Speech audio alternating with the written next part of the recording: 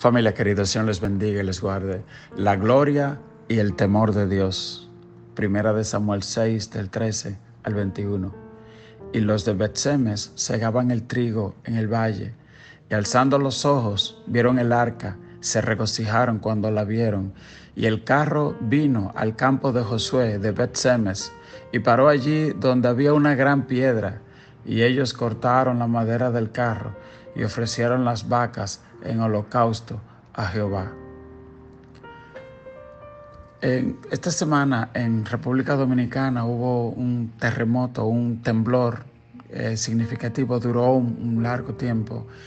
Y anoche miraba los videos de cómo las personas vivieron este temblor en vivo. Y me llamó la atención de un señor que cuando empezó a temblar la tierra, él decía, está temblando la tierra.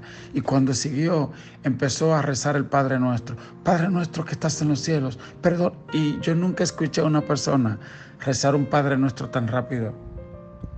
Cuando él vio que el temblor de tierra como que arreciaba, paró el Padre Nuestro y dijo, vámonos. Y interrumpió la oración y salió corriendo para afuera. Mucha gente empezaron entonces a hacer burla de él en las redes, pero hubo alguien que hizo un comentario que me llamó la atención. Dijo, él por lo menos oró. Ustedes no saben lo terrible que es un terremoto. Lo mejor que uno puede hacer es orar para que Dios tenga misericordia y para que lo detenga. Esta falla que provocó este temblor ayer en la República Dominicana es exactamente la falla que ha causado estragos en Haití en ocasiones anteriores. Dios tuvo misericordia una vez más de este país. Y cuando uno se encuentra con grandes catástrofes naturales como los terremotos, como los huracanes, generalmente el corazón del hombre se vuelve a Dios. Y es un contraste que se nos revela entre el gran amor de Dios y su gran poder. Él puede detener el viento. Recuerdo de niño cuando atravesábamos el huracán David, en medio de la desesperación y el grito de la multitud en el lugar que estábamos, en un refugio, mi madre tomó el himnario y empezó a cantar algunos signos. Muchas personas se unieron a aquella alabanza y tuvieron temor. Poco después de pasar el huracán, pues la gente volvió a lo mismo. Y aquí yo quiero llamar la atención de cada una de las personas que escuchan hoy.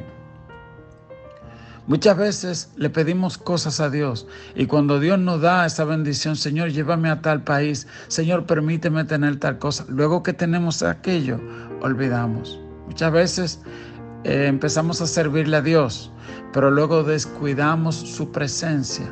Y la Biblia dice que cuando el Espíritu Santo limpia una casa, entra a una casa, la deja ordenada y barrida. El perfume de Dios está en esa casa, en esa vida. La Biblia cuando empieza en Génesis dice, en el principio creó Dios los cielos y la tierra y estaba desordenada y vacía. Tohu y bohu son las palabras que usa en el hebreo, es decir, sin propósito, vacía, desordenada. Así está la vida nuestra cuando nos alejamos. Y una persona puede estar llena de la presencia de Dios en un momento y en otro momento venir a ser cueva de ladrones. Dice la Biblia que la persona que después que ha sido limpia por el Espíritu Santo descuida su relación con Dios. Dice la Biblia que el postrer estado es peor que el primero, es decir, porque dice que ese demonio que salió va y busca 7 demonios peores que él. Entonces, eso nos hace tratar la presencia de Dios con cuidado, con reverencia. Escuché a un predicador decir, cuando me paro en el altar, no lo hago para impresionar a nadie, sino para tratar de arrebatar un alma del infierno y llevarlo a la gloria eterna de mi Padre Celestial.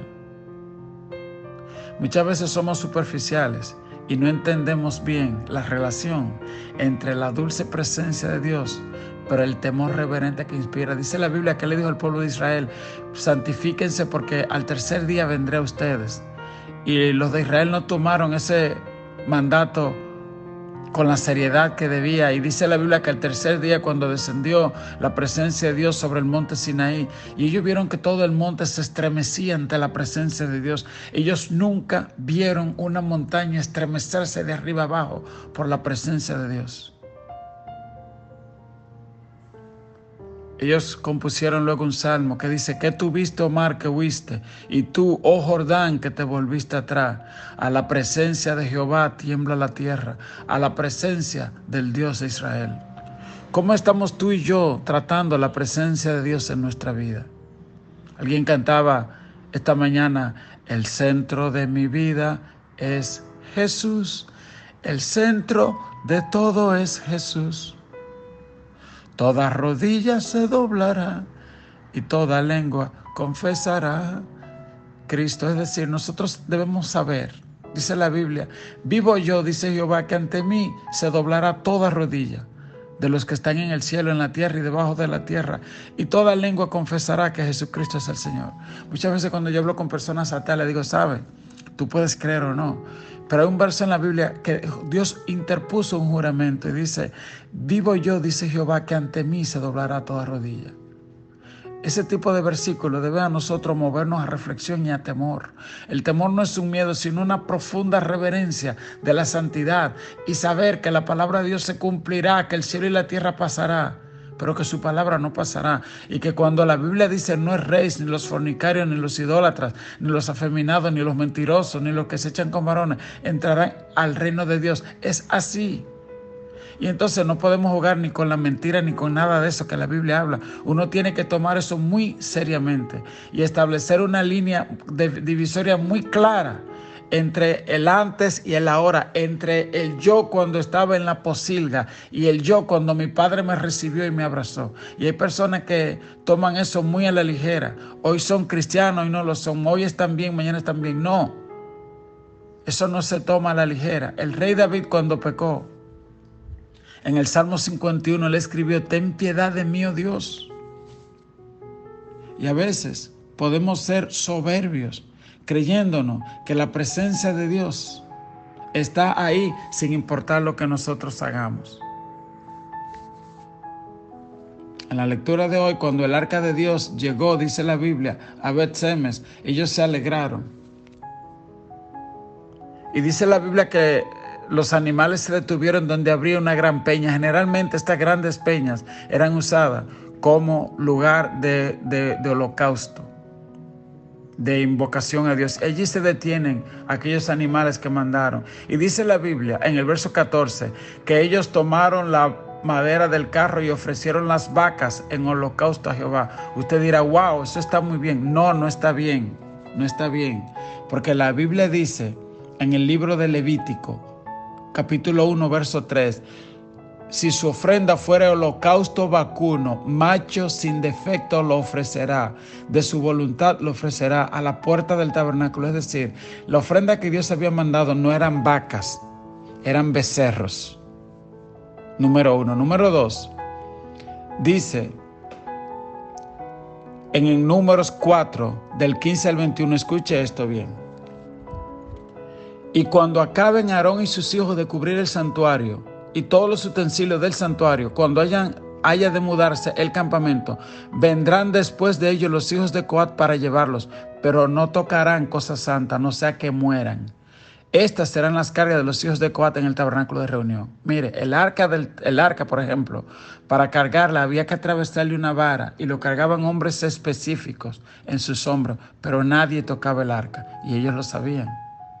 La gente que iba a cubrir los utensilios santos o las cosas sagradas iban muchas veces de espalda y lo cubrían para ellos no mirar y no tocar las cosas santas. Las personas que tenían que trasladarla cuando el arca estaba en el desierto, y ellos lo sabían. Dice el verso 16 en Números 4: pero a cargo de Eleazar, hijo del sacerdote Aarón, estará el aceite del alumbrado, el incienso aromático, la ofrenda continua y el aceite de la unción, el cargo de todo el tabernáculo y de todo lo que está en él del santuario y de sus utensilios. ¿Escuchó esto? Dice, para cargar están los hijos de Coat, pero del aceite, del incienso, de eso se encarga Eleazar, el hijo del sumo sacerdote. Dios era muy delicado con sus cosas, o ha sido siempre muy delicado con sus cosas. No solo asigna las tareas, sino Él sabe a quién le asigna cada tarea. Y dice el verso 17, y habló también Jehová a Moisés y a Aarón diciendo, no haréis que perezca la tribu de la familia de Coat de entre los levitas, para que cuando se acerquen al lugar santísimo vivan y no mueran. Haréis con ello esto, Aarón y sus hijos vendrán y los pondrán a cada uno en su oficio y en su cargo. No entrarán para ver cuando cubran las cosas santas porque morirán. ¿Usted entendió eso? No entrarán para ver las cosas santas porque morirán. Y ellos le dijeron, Dios le dijo, pueden cargarla, pero el día que entren al santuario y miren las cosas santas van a caer muertos. El sumo sacerdote cuando entraba amarraba su pie de una cuerda, porque si moría ahí tenían que alarlo porque nadie podía entrar si entró indignamente a la presencia de Dios. El tema de hoy es la gloria y el temor de Dios. Es muy bueno la presencia y la gloria de Dios, pero la presencia de Dios debe ser tratada con temor reverente, sabiendo que el Dios que da la vida es también quien puede quitarla, que el Dios que da la bendición es también quien puede quitarla. Y muchas veces cuando somos restaurados, cuando Dios nos restaura su presencia, vuelvo y digo, tomamos esa presencia con ligereza y nos pasa como a Saúl. Y le pasa como a Elí y sus hijos. Recuerde, de eso estamos leyendo en este día, que Elí y su casa descuidaron, deshonraron la presencia de Dios y pagaron un precio muy alto. A todos nos gusta ver la gloria, pero recuerde, Isaías, dice la Biblia, que era un profeta del Dios vivo, uno de los más grandes profetas. Y usted lee Isaías capítulo 1, 2, 3, 4, 5, y él ya estaba profetizando, tenía visiones, revelación de Dios. Pero no fue hasta el capítulo 6 que él tuvo un conocimiento verdadero.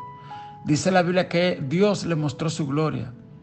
Y él dijo, ay de mí, que siendo hombre inmundo de labio han visto mis ojos a Jehová. Y dice la Biblia que un querubín tomó carbón encendido del altar y lo pasó sobre sus labios, señal de santificación, de misericordia.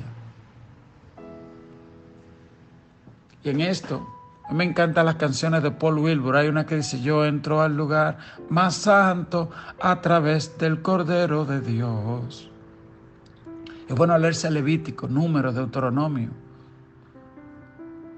Esto que estamos leyendo en Samuel para entender un poquito más de la gracia, de la presencia, de la santidad, del temor de Dios. Porque a veces podemos pararnos en el altar, adorar sin temor reverente. ¿Ok?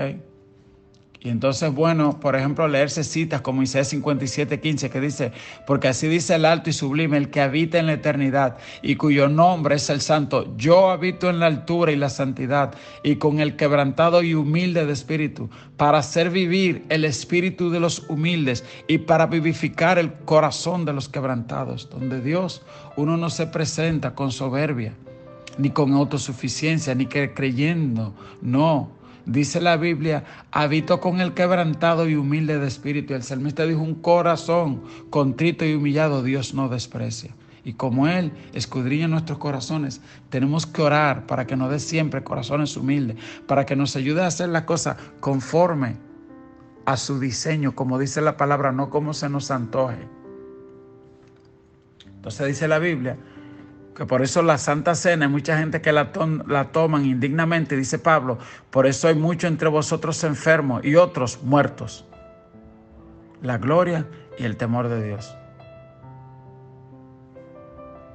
Dice la Biblia en el verso 15, y los levitas bajaron el arca de Jehová y la caja que estaba junto a ella, en la cual estaban las joyas. Estamos leyendo de nuevo en 1 de Samuel, capítulo 6, en el verso 15. Dice, y los levitas bajaron el arca de Jehová y la caja estaba junto a ella, en la cual estaban las joyas de oro, y las pusieron sobre aquella gran piedra. Y los hombres de Bet-Semes sacrificaron holocausto y dedicaron sacrificio a Jehová en aquel día. Y cuando vieron esto, los 5 príncipes de los filisteos volvieron a Ecrón el mismo día. Los filisteos dijeron, wow, mira, esto fue Dios que lo hizo, porque mira cómo la vaca fue a Bet-Semes. Bet-Semes no era cualquier ciudad, era una ciudad de levita, y allá justo fue que fue el arca. Dice el verso 17, estos fueron los tumores de oro que pagaron los filisteos en expiación a Jehová por Asdod, 1 por Gaza, 1 por Ascalón, 1 por Gat, 1 por Ecrón. Y los ratones de oro fueron conforme al número de todas las ciudades de los filisteos pertenecientes a los 5 príncipes. Así la ciudad fortificada como las aldeas sin muro. La gran piedra sobre la cual pusieron el arca de Jehová está en el campo de Josué de Bet-Semes hasta hoy. Entonces, escuche esto. Entonces, verso 19, Dios hizo morir a los hombres de Bet-Semes porque habían mirado dentro del arca de Jehová. Hizo morir del pueblo 50,070 hombres. Y lloró el pueblo porque Jehová lo había herido con gran mortandad. Esto dice 50,070. Los estudiosos bíblicos sobre este tema dicen que Bet-Semes era una aldea pequeña. Así que al decir 50,000 y decir 70, lo que analizan de esto es que en el pueblo de los filisteos, de la mortandad que hubo en Filistea, murieron 50,000. Y que en Bet-Semes ese día murieron 70 personas que miraron dentro del arca. Eso ha sido así siempre. Los hijos del sacerdote Aarón, que se presentaron con fuego extraño que él no había mandado, al entrar, dice la Biblia que murieron. Y Dios le dijo: Aarón, no llores por ellos. ¿Usted se imagina? ¿Y qué hace el temor de Dios? ¿Que nos hace temerle miedo? No, nos hace discernir su grandeza y nos hace saber que su palabra se cumplirá y que si Él dice que el infierno existe, usted tiene que tomarlo muy en serio. Y si Él dice que en el infierno el fuego nunca se apaga, el gusano nunca muere y que allí será el lloro y el crujir de dientes, usted tiene que entender que el cielo y la tierra pasará, pero su palabra no pasará. Que con el infierno no se juega, que con Dios no se juega. ¿Usted ve? Y todos nosotros faltamos y pecamos, pero uno se arrepiente de corazón porque uno sabe la certeza de su palabra y uno se humilla. Y como uno sabe que un corazón contrito y humillado Él no desprecia, uno dice: Señor, he pecado contra el cielo y contra ti. Ya no soy digno de ser llamado tu hijo, pero recíbeme aunque sea como uno de tus jornaleros. Y claro, Él te recibe como hijo. Cuando hay un arrepentimiento sincero, la Biblia dice: me buscaréis y me hallaréis, porque me buscaréis de todo corazón. Este fue el problema de los de Bet-Semes. Primero, desconsideraron el arca y respetaron el arca. La abrieron, miraron dentro de ella. El sacrificio que hicieron, el holocausto a Jehová, fue fuego extraño que presentaron. Fueron vacas filisteas. No un holocausto como había sido establecido por Dios. Y dice la Biblia en el verso 21, y enviaron mensajeros a los habitantes de Kiriat Jearim diciendo: los filisteos han devuelto el arca de Jehová, descended pues y llevadla a vosotros. Ellos dijeron: ay no, yo no quiero la presencia de Dios, porque mira la presencia de Dios, mira lo que hizo. Lo mismo le pasó al rey David. ¿Usted no recuerda? Cuando iba a trasladar el arca, hubo un hombre que se agarró el arca y murió. ¿Y usted recuerda lo que le pasó a David cuando pecó? La destrucción que vino sobre él y sobre su casa. Si Dios hizo eso con David, imagínese contigo y conmigo. Y Adán y Eva cuando pecaron, ¿cómo fueron echados? Ellos estaban en la gloria, en el Edén, en lugar de la presencia de Dios, y fueron echados fuera. Y aunque Jesús vino y murió por nosotros, nosotros tenemos que entender que Dios es santo. La Biblia dice: sed santo porque yo soy santo.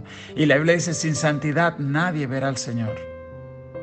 Entonces el devocional de hoy es un momento que debe llamarnos a reflexionar. Hoy es un buen día para tomar este tiempo para el ayuno, para la oración. En la Iglesia Renuevo, el martes 21 de febrero, vamos a iniciar un proyecto de discipulado. Los martes a partir de las 7, de 7 a 8 se dará una clase, de 8 a 9 se dará otra clase. Haga su tiempo para que se inscriban en el discipulado, para que conozcan más de Dios. La Biblia dice, usted dirá: bueno, pero es que eso ahora le toca, eso eran los sacerdotes de aquel tiempo que tenían que andar así. No, primera de Pedro 5, 2, 9 nos dice: Mas vosotros sois real sacerdocio, nación santa, un pueblo adquirido por Dios. Es decir, dice que tú y yo somos ese real sacerdocio que está llamado a entrar a la presencia de Dios. Y el sumo sacerdote se tomaba eso muy seriamente, porque él sabía que él estaba siendo llamado a entrar a la presencia de Dios y que si entraba indignamente moría. Usted dirá, bueno, la gente hoy no se cae muerto. Tú no lo ves, pero se caen muertos. Espiritualmente se mueren. La presencia de Dios se va. Amén. Que el Señor nos ayude y nos guarde, que la presencia de Dios en nosotros traiga vida y paz. Que sea para bien y no para mal. La Biblia te dice a ti hoy pongo delante de ti el bien y el mal, la vida y la muerte.